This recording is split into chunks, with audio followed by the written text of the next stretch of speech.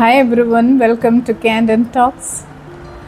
August 3 Malayala Manorama news പേപ്പറിൽ വന്ന ഒരു ന്യൂസിൽ എൻ്റെ കണ്ണുടക്കി.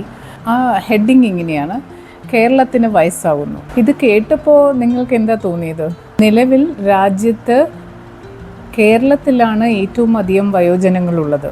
അടുത്ത 10 വർഷത്തിനുള്ളിൽ വയോജനങ്ങളുടെ എണ്ണം ജനസംഖ്യയുടെ 22.8% ആകുമെന്നാണ് പഠനം തെളിയിക്കുന്നത്. ഏകദേശം ഒരു 4 പേരെ എടുത്താൽ ഒരു ആൾ 60 വയസ്സിന് മുകളിലുള്ള ആളായിരിക്കും. ഓരോ 10 വർഷം കൂടുന്തോറും ഈ ശതമാനം കണക്ക് ഇൻക്രീസ് ചെയ്യുന്നതായാണ് നമ്മൾ കണ്ടുവരുന്നത്.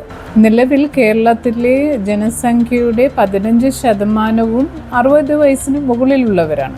ഇത് ഈ രീതിയിൽ തുടരുകയാണെങ്കിൽ 10 വയസ്സിന് താഴെയുള്ള കുഞ്ഞുങ്ങളുടെ പോപ്പുലേഷനിലും കൂടുതലായിരിക്കും വയോജനങ്ങളുടെ ജനസംഖ്യ. ഇങ്ങനെയൊരു റിപ്പോർട്ടുമുണ്ട്. ന്യൂസിനെ കുറിച്ച് ഇത്രയധികം ഞാൻ പറഞ്ഞത് എന്താണെന്ന് നിങ്ങൾ ഓർക്കുന്നുണ്ടാവും. എൻ്റെ മനസ്സിൽ തോന്നിയ ഒരു ആശങ്ക മറ്റു പലരുടെയും മനസ്സിൽ തോന്നിയിട്ടുണ്ടാവും. ടെക്നോളജിയുടെ ഗ്രോത്ത് കൊണ്ടിട്ട് ലൈഫ് സ്പാൻ കൂടുന്നത് നല്ലത് തന്നെയാണ്. പക്ഷെ അതോടൊപ്പം തന്നെ നമ്മളിൽ എല്ലാവരിലും ഒരു ആശങ്കയുമുണ്ട്.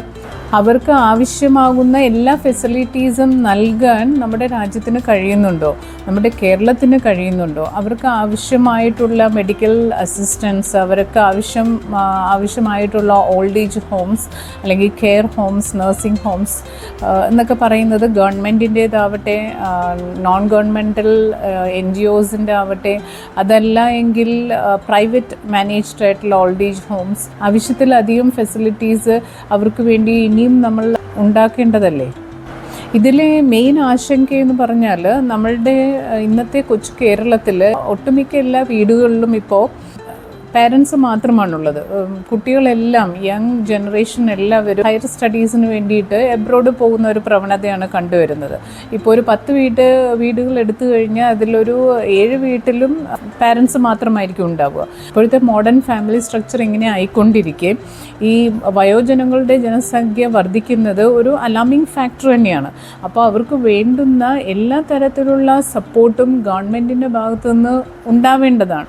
ഇതിൻ്റെ കൺസേൺഡ് ആയിട്ടുള്ള അതോറിറ്റീസ് വളരെ കാര്യക്ഷമമായിട്ട് കൂടിയാലോചിക്കുകയും നല്ലൊരു പ്ലാനിങ് ഉണ്ടാക്കുകയും വേണ്ടതാണ്.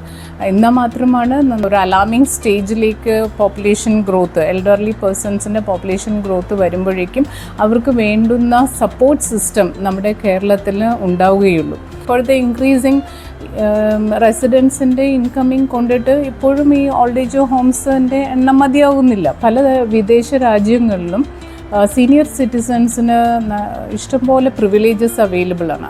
ഈ ന്യൂസ് വായിച്ചപ്പോൾ എൻ്റെ മനസ്സിലേക്ക് തോന്നിയ കുറച്ച് ഡൗട്ട്സാണ്. ഇത് ഒരു കൺസേൺ തന്നെയാണ്. നമ്മളെല്ലാവരും വയസ്സായിക്കൊണ്ടിരിക്കുകയാണ്. അപ്പോൾ നാളത്തെ നമ്മുടെ അവസ്ഥ എന്താണെന്ന് ഒരിക്കലും പറയാൻ കഴിയില്ല. സമ്പത്തുള്ള ആളുകൾക്ക് വേണ്ടിയിട്ട് പ്രൈവറ്റ് ഓൺ ചെയ്യുന്ന ഇഷ്ടംപോലെ കെയർ ഹോംസ് ഉണ്ട്, ലക്ഷറി ഹോംസ് ഒക്കെ അവൈലബിൾ ആണ്. അപ്പോൾ monthly 10,000 to 50,000 or more than that അതൊക്കെ പേ ചെയ്തിട്ട് താമസിക്കാൻ പറ്റുന്ന അല്ലെങ്കിൽ സീനിയർ സിറ്റിസൺസിനെ സപ്പോർട്ട് ചെയ്യുന്ന തരത്തിലുള്ള പലതരത്തിലുള്ള ലക്ഷറി അപ്പാർട്ട്മെൻറ്റ്സ് അവൈലബിൾ ആണ്.